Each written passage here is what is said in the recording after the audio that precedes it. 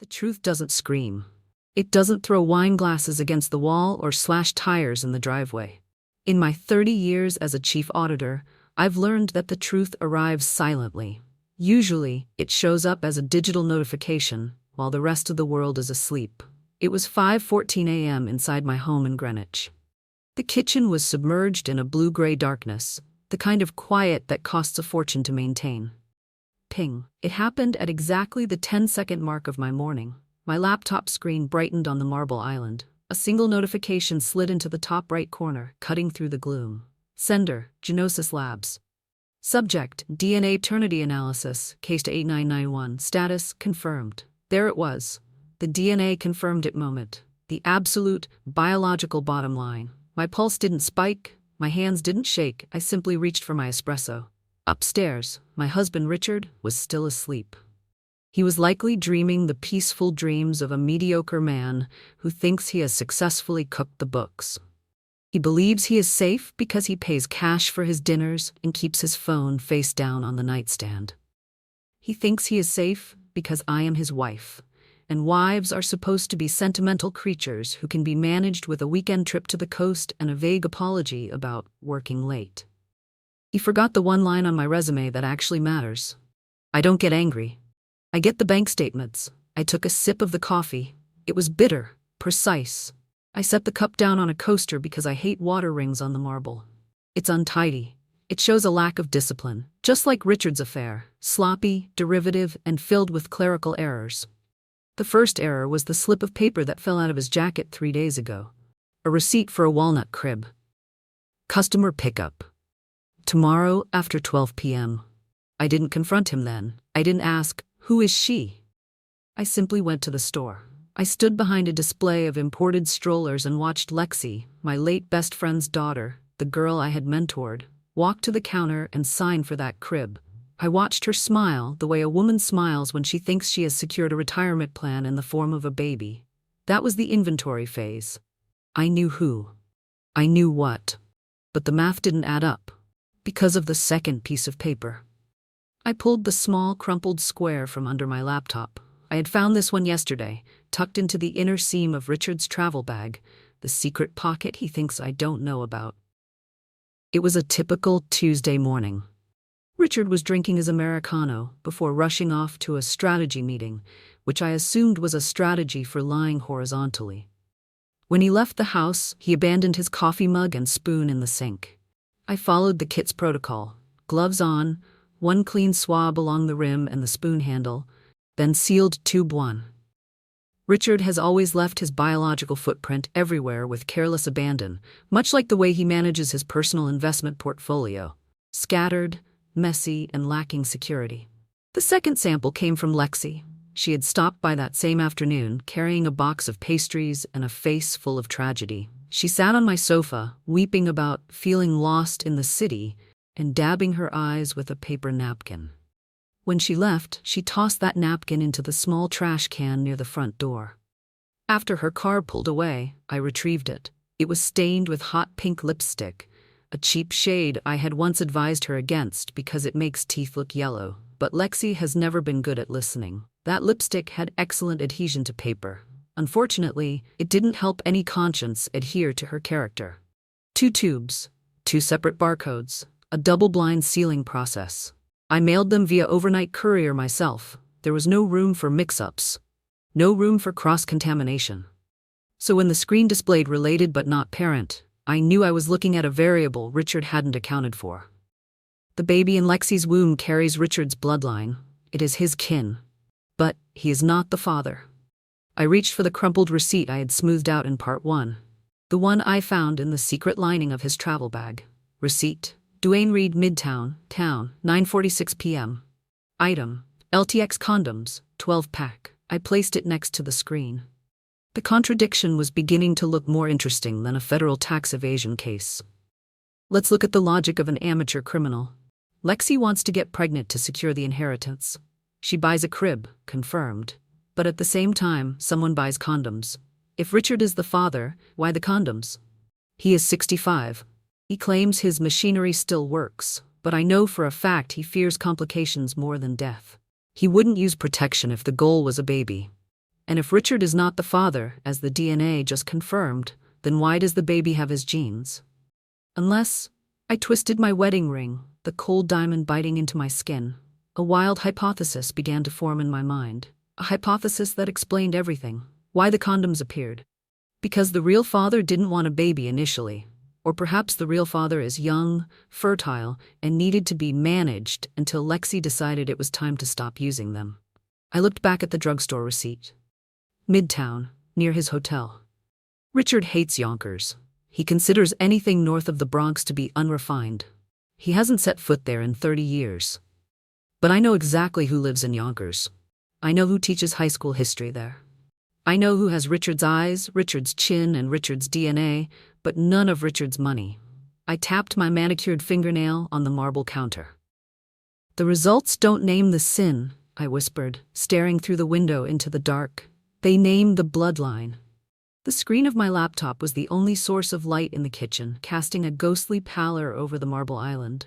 I sat there, staring at the probability percentages like they were a quarterly earnings report that didn't quite balance.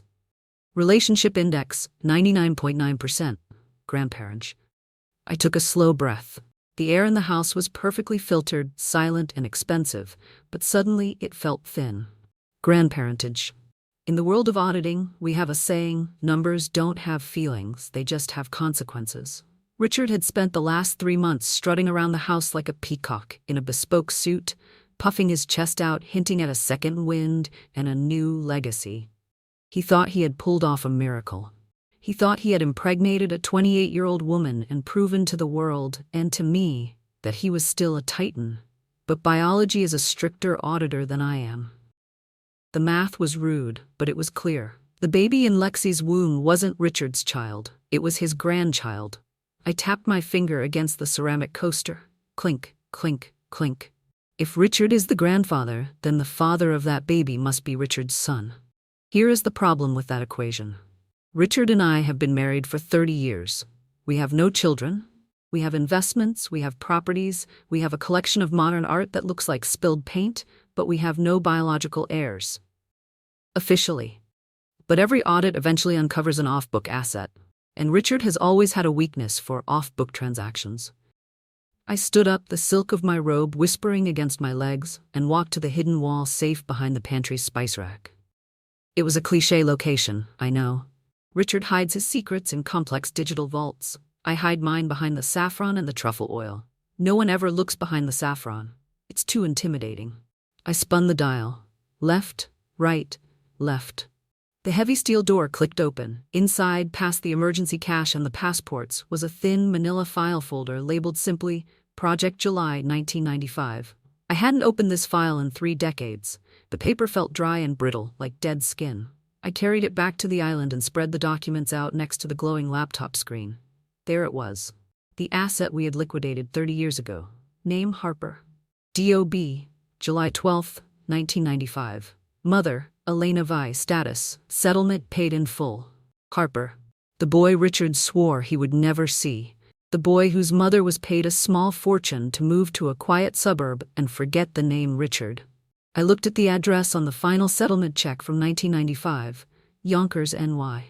I looked at the crumpled condom receipt I had smoothed out earlier. Duane Reade, Midtown, near his hotel. The timeline in my head snapped into place with the violence of a mousetrap. Lexi didn't just find a lover. She went headhunting.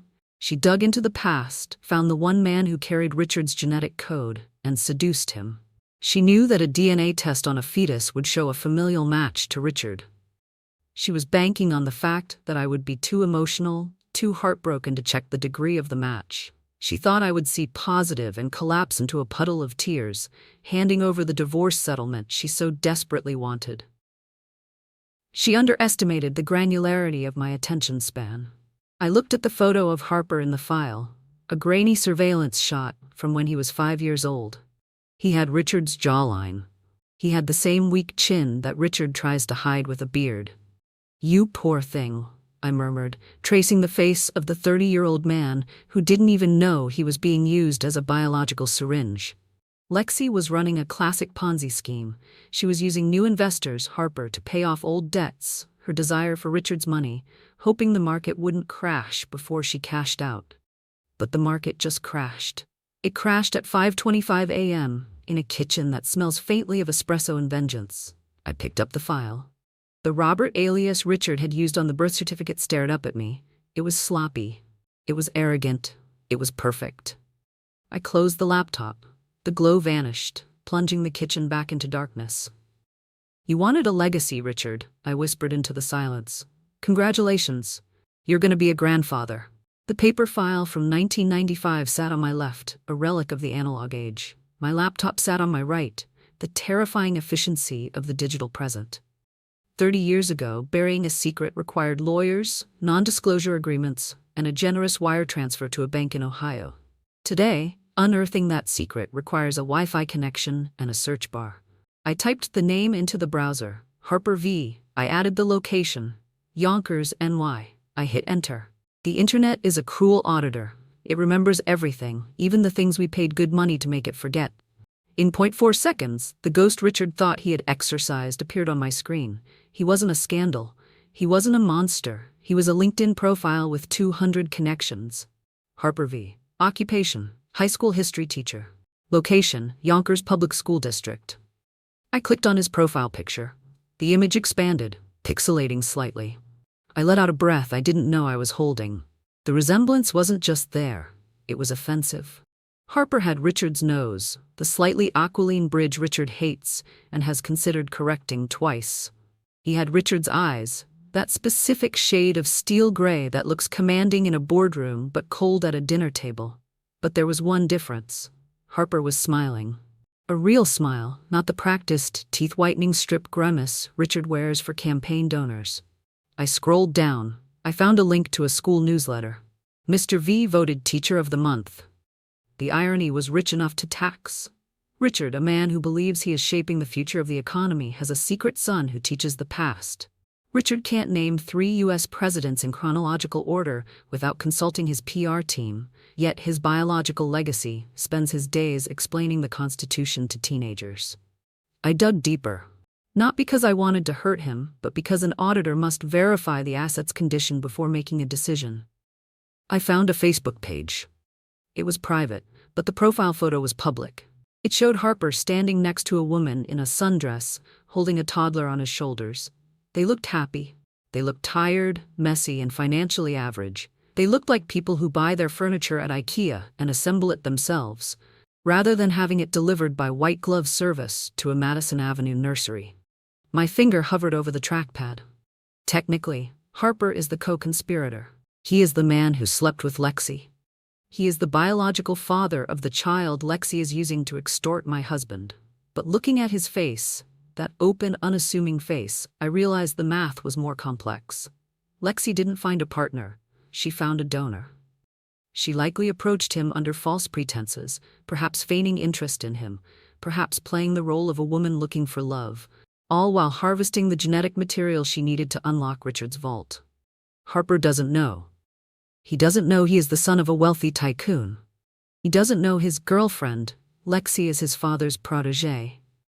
He doesn't know he is the unknowing architect of a grand larceny. He is just a history teacher in Yonkers who probably wonders why the girl with the expensive taste suddenly stopped texting him a few months ago. I closed the tab. I could ruin him. I could drag him into this. I could subpoena him, demand a paternity test, and blow up his quiet life with the nuclear force of Richard's lawyers. But I am not a butcher. I am an auditor. And an auditor knows when to write off a loss to save the company. Harper is not the enemy. He is the weapon. I don't need to bring him to Greenwich. I don't need to introduce him to Richard. I just need his name. The mere existence of Harper from Yonkers is a psychological grenade. If I pull the pin and set it on the dinner table, Richard won't look at the explosion. He will look at the past he tried to bury. I picked up my pen, a heavy Mont Blanc that Richard gave me for our 20th anniversary, and wrote one word on the notepad next to the DNA results. History. Then I corrected myself. I crossed it out and wrote, leverage. The sun was beginning to bleed through the blinds, painting the kitchen in stripes of gray and gold. The house was waking up. I could hear the distant hum of the pool filter kicking on outside. I had the who, Harper. I had the how. the condom, the affair. I had the why, the inheritance. Now, I just needed to close the books. The sun had finally breached the horizon, turning the blue-gray kitchen into a wash of pale gold. It was the kind of morning light that real estate agents describe as hopeful, but to me it looked like the harsh glare of an interrogation lamp. I sat back in my chair, the 1995 file on my left and the DNA results on my right. The narrative was now complete. It wasn't a love story. It was a hostile takeover. I had to admire the audacity of it. Lexi, the girl I had taught to hold a fork correctly and write a thank you note, had identified a weakness in Richard's portfolio that even I had missed. His vanity. Richard is 65. He dyes his hair. He takes testosterone supplements he buys from a clinic in Florida that probably operates out of a strip mall. He believes his virility is endless, that his body will keep cooperating forever. But I know the truth. We stopped using contraception in 1998, not because we wanted a baby, but because his urologist quietly told us the factory was closing down. So when Lexi told him she was pregnant, Richard didn't ask for a paternity test. He didn't question the medical impossibility. He saw it as a miracle. He saw it as proof that he was still the alpha male, the titan who could cheat time itself. Lexi banked on that ego. She knew he wouldn't check the math because he liked the answer too much. But she needed a product to sell him. She needed a baby that looked like him, a baby that would pass a superficial genetic screening if I ever got suspicious and demanded a test. She couldn't just get involved with a random barista or a personal trainer. The DNA would be too foreign. She needed a proxy. She needed a shell company. She needed Harper.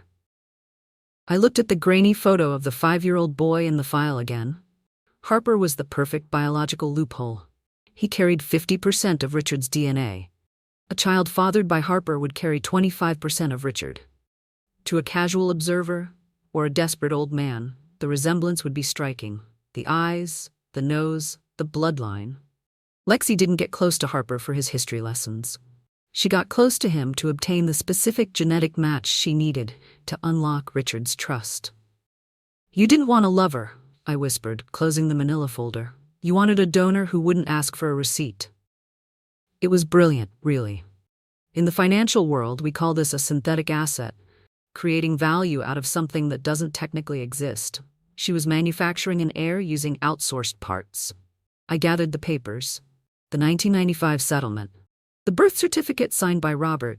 The condom receipt from Midtown, near his hotel. The DNA report. I didn't need to show these to Richard. In fact, showing him the paperwork would be a mistake. Richard is a man who argues with paper. He hires lawyers to argue with paper. If I showed him the file, he would attack the chain of custody. He would claim the condom receipt was planted. He would gaslight me until I questioned my own eyesight. No, you don't defeat a man like Richard with paperwork. You defeat him with a ghost. I walked to the wall safe. The mechanism purred as I spun the dial. Left, right, left. I placed the Project July file back inside, nestled behind the saffron. I locked the door. The evidence was safe. The weapon was loaded. Upstairs, the shower turned on. The pipes groaned softly in the walls. The king was awake. He would be downstairs in 20 minutes, smelling of expensive cologne and deceit, expecting his coffee and his compliant wife. He would expect Alana, the philanthropist, Alana, the hostess. Instead, he was going to get Alana, the auditor. I stood up and smoothed the silk of my robe. I picked up the single piece of paper I had kept out of the safe, the DNA summary. I folded it once, sharp and precise, and slid it into the pocket of my robe. "If Harper is the son of Robert," I said to the empty kitchen, testing the weight of the sentence, "then the baby isn't a miracle, Richard. It's a grandnephew." I walked over to the coffee machine and pressed the button for a fresh cup. Not for me. For him. I wanted him caffeinated when I destroyed him. The sound of Italian leather hitting French oak floorboards is distinctive. It's a heavy, confident sound. The sound of a man who assumes the ground will always be there to catch him.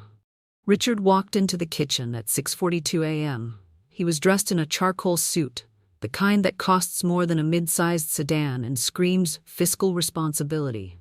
His silver hair was brushed back with aerodynamic precision. He smelled of sandalwood, caffeine, and 50 years of unearned confidence. "Good morning, darling," he said, breezing past me to check his reflection in the dark glass of the oven door. He adjusted his tie, a full Windsor knot. He likes the Windsor because he thinks it makes him look statesmanlike. I think it just makes him look like he's trying too hard to hide his neck waddle. "Morning," I said. My voice was level, flat. He didn't notice. He never notices the tone. He only notices the volume. As long as I wasn't screaming, he assumed I was happy. "Big day today," he said, rubbing his hands together. "I'm meeting with the estate planners. We need to restructure a few things, make room for the new arrival." He smiled when he said new arrival, a boyish, sickening grin that didn't reach his eyes. He wasn't thinking about a baby. He was thinking about a biological trophy he could display on the mantel next to his sailing awards. I watched him pour his own coffee. Usually I have it ready for him. Today the pot sat cold on the counter. He frowned slightly, a flicker of annoyance crossing his face, but he didn't say anything. He just poured the lukewarm liquid and microwaved it. That is Richard. He doesn't fix problems, he just reheats them and hopes they taste the same. As the microwave hummed, I looked at him. Really looked at him. For 30 years, I thought I was married to Richard. Richard the philanthropist. Richard the board member. Richard the man who forgot anniversaries but always remembered to transfer the quarterly allowance. But looking at him now, under the unforgiving morning light, I saw someone else. I saw the man who had signed the settlement checks in 1995. I saw Robert. Robert is his middle name. It was the name he used in the wild years. The name he used when he was slipping into hotels in Yonkers, the name he used on the birth certificate of a boy named Harper. Robert was the messy one. Robert was the one with the appetites and the lack of impulse control. Richard was the construct, the polished armor he built to protect Robert from consequences. He thinks he buried Robert 30 years ago. He thinks that by legally changing his signature and moving to Greenwich, he erased the man who fathered a secret son. But biology doesn't care about your rebranding strategy. "You're staring," Richard said, retrieving his mug. "Is my tie crooked?" "No," I said, my hand brushing the folded DNA paper in my pocket. "Your tie is perfect. It's the knot that's too tight." He laughed, a short, dismissive bark. Always the critic. "You know, Lexi texted me this morning. She's feeling kicky. The baby is active." "Is it?" I asked. "Genetics are powerful things. They have a way of repeating themselves." He missed the jab entirely. He took a sip of his reheated coffee and grimaced. "We should invite her for dinner tonight. Celebrate. Maybe open that 82 Petrus." "An expensive bottle for a Tuesday," I noted. "It's a legacy vintage," he said, puffing his chest out. "Fitting for the occasion." Legacy. That word again. He uses it like a shield. I looked at his hands, manicured, soft, ringed with gold. These were Richard's hands. But the DNA in that baby? That came from Robert's loins. Harper is Robert's son, which means the baby is Robert's grandson. Richard thinks he is becoming a father again. He thinks he has cheated nature, but in reality, he is just financing the next generation of a ghost he tried to kill. "I was looking through some old files this morning," I said, keeping my voice casual, like I was discussing the weather. Richard stiffened. Imperceptibly, a tiny twitch in his jaw muscle. "Oh, what for?"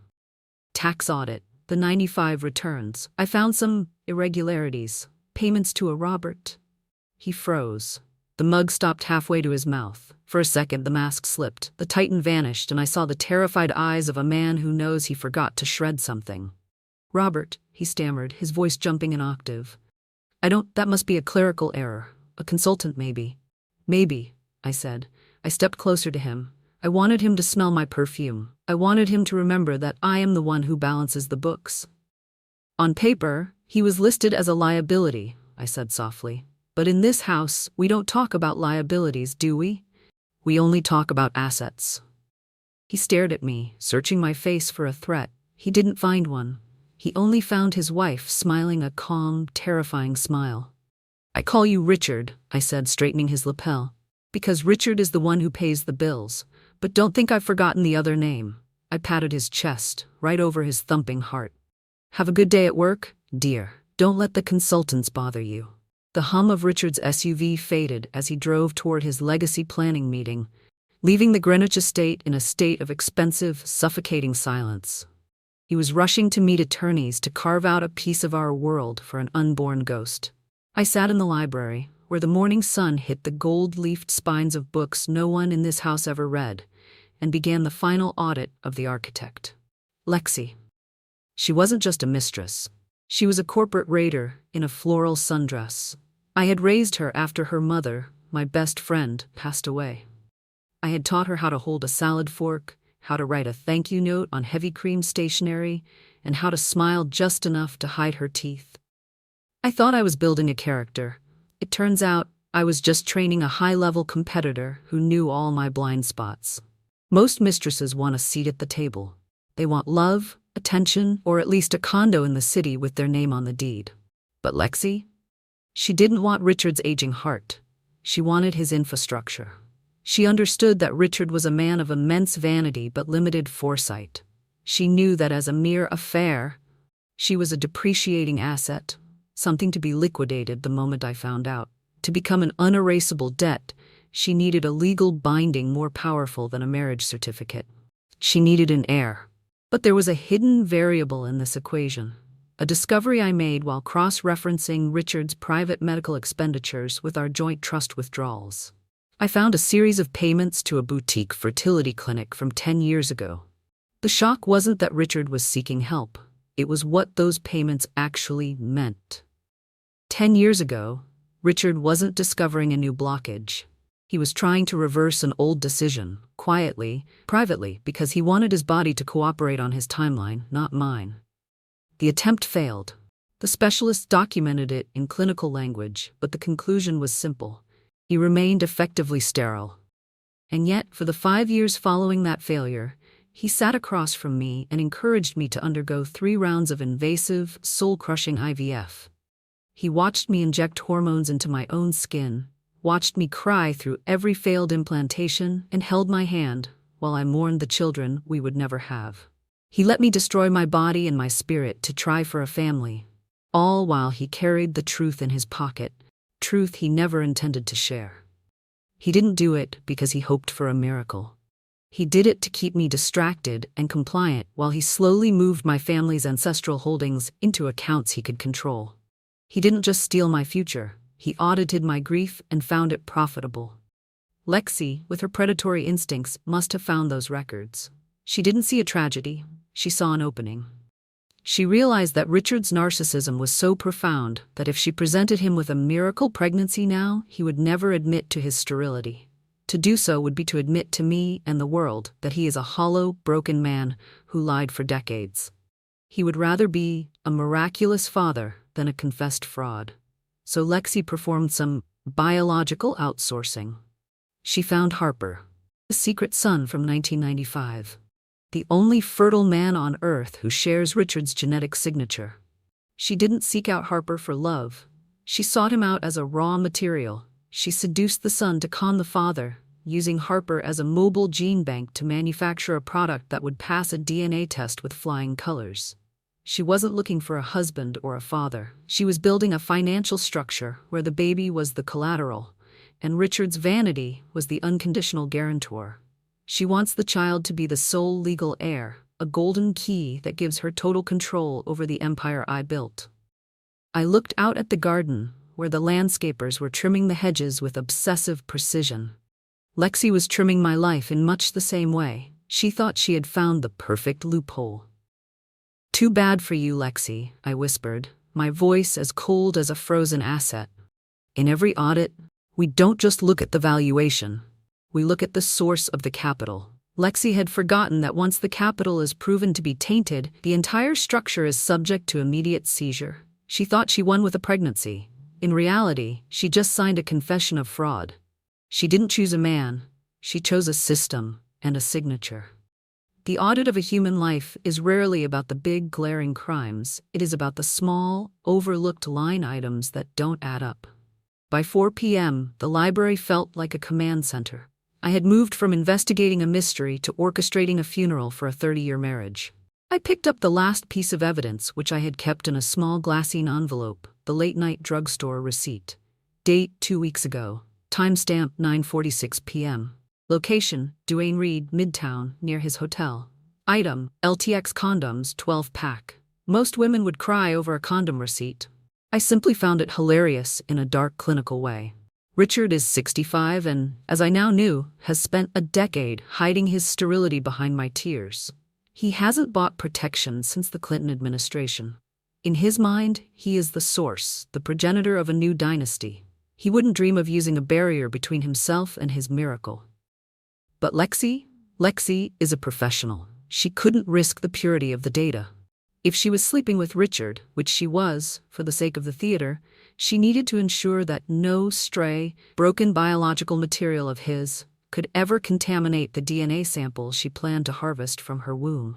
She needed that test to show a clean 99.9% familial match to the Richard bloodline. By keeping every encounter with the old man strictly protected, and ensuring the young history teacher in Yonkers was the only one who could father the baby, she ensured that the baby would be Harper's biological duplicate. She wasn't protecting herself from pregnancy. She was protecting the integrity of her fraud. I smoothed the receipt out on the mahogany desk. Richard thinks he's the CEO of this affair. He thinks he's the one providing the seed for the future. In reality, he's just a middle manager being embezzled by an intern. He's paying for the luxury nursery, the prenatal vitamins, and the celebratory jewelry, all while Lexi uses his own secret son to manufacture the product he's buying. It was a masterpiece of shadow accounting. I opened my laptop and began the final transfers. Richard had spent decades using our joint holdings to fund his private Robert life and his secret settlements. He treated our wealth like a revolving credit line for his vanity. Today, I was closing the account. One click moved the offshore trust into a foundation for childless women, a little poetic justice for the years of IVF he forced me to endure. Another click flagged his Project July payments as unreported taxable income to the IRS. Richard loves to be a titan of industry, but titans usually fall when they forget to pay the government. By the time the sun began to dip below the horizon, painting the library in shades of bruised purple and gold, Richard would still have his suit and his name. But the Richard who owned this $5 million estate would be a ghost. I walked to the dining room. I had already set the table, 2 places. The A2 Petrus was breathing in a crystal decanter, its deep red color looking remarkably like a fresh wound. Next to Richard's plate, I placed a single cream-colored envelope. It didn't contain a divorce filing. That would be too messy, too conventional. It contained a final audit report. I heard the garage door hum open. The SUV was back. Richard was home, likely smelling of expensive gin and legacy. I checked my reflection in the buffet mirror. I looked perfect. I looked like a woman who had just balanced a very difficult set of books. "The audit is closed, Richard," I whispered to the empty room. "And you're about to go into receivership." I smoothed my hair and prepared to greet my husband for the last time. Richard walked into the dining room at 7:30 p.m., practically vibrating with the kind of unearned confidence only a man who thinks he's cheated death can possess. He had changed into a velvet dinner jacket, looking every bit the titan he imagined himself to be. "The Petrus is decanted, I see," he said, his voice a rich baritone of self-satisfaction. He walked over to me and kissed my cheek. He smelled of cold air and expensive scotch. "A monumental night, Alana." The attorneys were impressed. "The trust is ready. Our legacy is secure." I smiled, though I didn't let it reach my eyes. "It certainly is a monumental night, Richard. Sit down. I've prepared a special tasting menu for the occasion." He sat, the heavy oak chair creaking under his weight. I poured the 82 Petrus. The wine was dark, thick, and carried the aroma of old earth, perfect for a funeral. Richard raised his glass, the candlelight reflecting in the deep red liquid. "To the future," he toasted. "To the miracle in Lexi's womb, and to you for being understanding." "To the data," I corrected softly, clinking my glass against his, "because the future is often just a miscalculation of the past." He chuckled, taking a deep, appreciative swallow of the wine. "Always the auditor. Relax, darling. Tonight the books are balanced." "Actually," I said, setting my glass down with a precise click against the tablecloth, "I found a significant discrepancy in the year-end disclosures. A legacy liability that hasn't been properly depreciated." Richard's smile faltered, just a fraction. "Can it wait until morning? We're celebrating." I think you'll find this quite celebratory, I said, reaching for the cream-colored envelope resting on the sideboard. I slid it across the table toward him. Think of it as an early anniversary gift, a full reconciliation of the Robert accounts. Richard froze. The name Robert hung in the air like a poisonous gas. He looked at the envelope as if it were an unexploded pipe bomb. With trembling fingers, he opened it. The first page was the DNA summary. His eyes scanned the bolded text. Biological relationship 99.9%, grandparentage, paternity 0.0%. What is this? He stammered, his face losing its healthy, Scotch-induced glow. This must be a mistake, Lexi, she said. Lexi said what you wanted to hear, Richard. I replied, my voice as calm as a frozen pond. She knew your vanity was a bottomless pit, but she didn't know I kept the medical records from 1996, the ones from the clinic in Switzerland where you had your secret vasectomy. He turned a sickly shade of gray. Alana, I can explain. Don't, I interrupted. It's untidy. You let me go through 5 years of IVF, watching me wither away, while you knew the factory was closed. You wanted a wife who was too broken by grief to notice you were funneling money to your secret son, Harper, in Yonkers. I watched him gasp for air. He looked small. The velvet jacket suddenly looked 3 sizes too big for him. But here's the joke, Richard, I continued, leaning in so the candlelight danced in my pupils. Lexi found out about your sterility, too.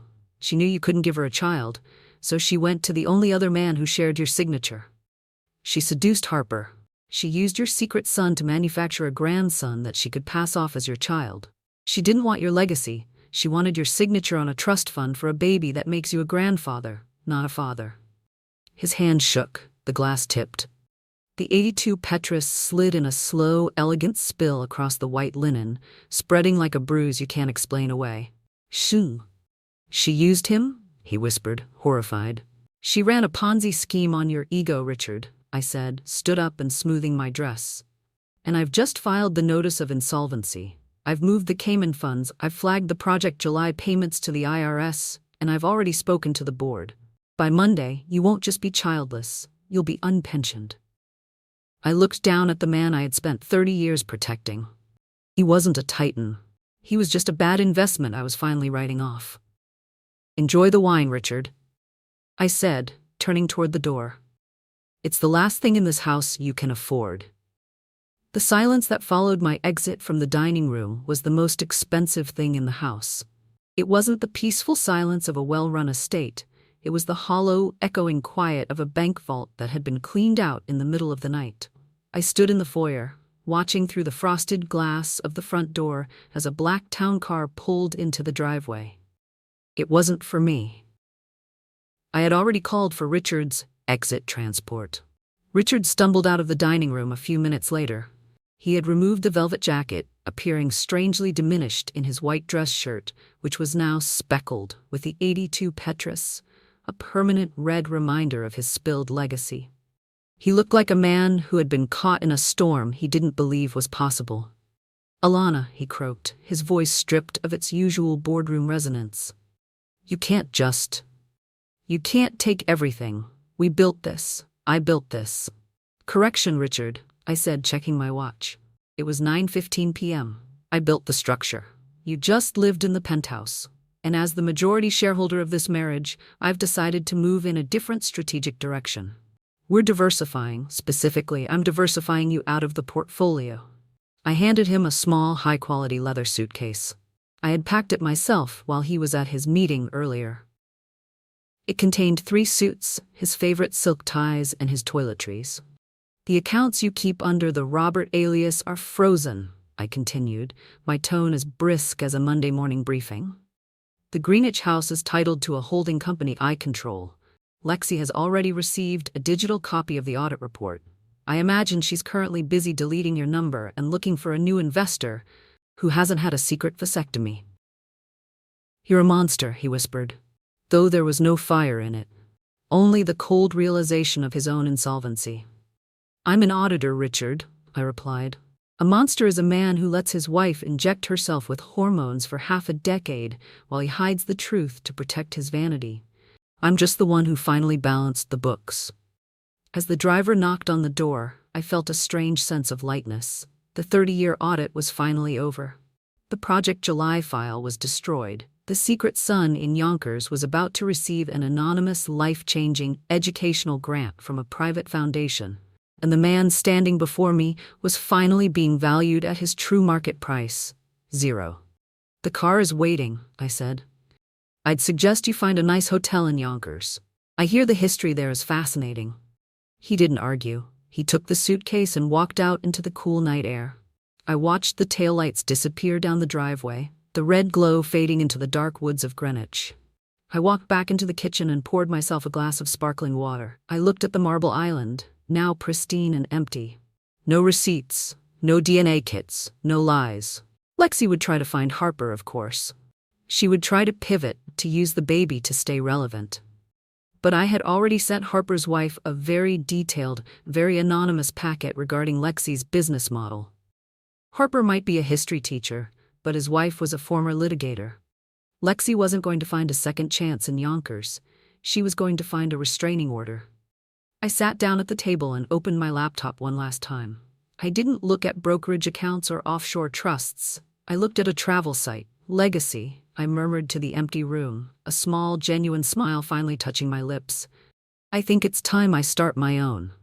I hit confirm on a one-way ticket to Florence. The audit was closed, the liquidation was complete, and for the first time in 30 years, the books were perfectly, beautifully balanced. I closed the DNA file the way someone closes a door after seeing something they can't unknow. I stacked that receipt on top because some evidence doesn't need explaining. It just needs to be placed where it belongs. The pregnancy story ends here, at least in this case file. But when I cleaned out the car compartment, my fingers brushed another thin slip of paper. Thermal paper again, the same familiar typeface. A late-night drugstore receipt. Nothing romantic about it, just a timestamp, an item line, and a cold feeling sliding down my spine. I stared at the numbers in the corner and realized some people don't leave confessions behind. They leave a purchase history. In that moment, I didn't need to know who it belonged to. I only knew it opened a new paper trail, one I could follow without arguing with anyone. I'm not going to lay it all out here. I'm just letting you see the door crack open. Beyond the ledgers and the lies, I found a quiet villa in Florence where the only things I count now are the olive trees. For 30 years, I believed my value was tied to the empire I protected. But I finally discovered a lightness that no offshore account could ever buy. There is a profound healing in living a life that requires no footnotes and no secrets. Richard lost everything because he valued the mask over the man, but I gained the world because I chose the truth.